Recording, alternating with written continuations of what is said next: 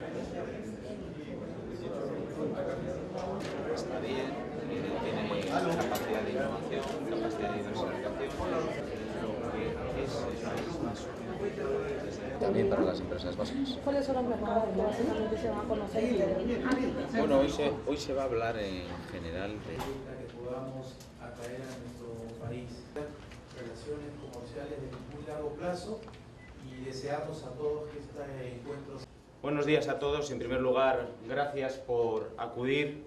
La presencia de empresarios de Vizcaya de referencia como IDOM, como CAF, como SENER, o constructoras de ferrocarriles como CAF, fundamentales para que se queden ustedes con una idea de lo que es el País Vasco y la cualificado y preparado para abordar ese proceso de internacionalización. Se optó en el País Vasco porque quizás la pregunta es ¿y por qué ustedes son tan diferentes? 7 tratados de libre comercio con 58 acompañado en esa labor de internacionalización. Fíjense, están optando por la internacionalización, no solo por la exportación.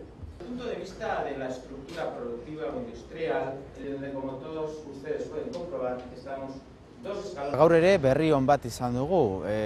Peruko enpresekin hitz egin ondoren badaude Peruko 15 enpresek momentu honetan erostea erabaki dutela beken, bienalen, aurten egiten den bienalen makinak eta tresneria behar dutelako, bienalen ematen direlako hainbat aukera horretarako eta joango dira Perutik Bizkaira, kasu honetan bekera 15 enpresa erosteko asmoarekin, makinaria eta tresneria erosteko asmoarekin. Nik uste dut hori berri ona dela eta horrek esan nahi dagoela gu ere interesgarriak garela eta gure enpresak interesgarriak direla Peruko enpresentzako.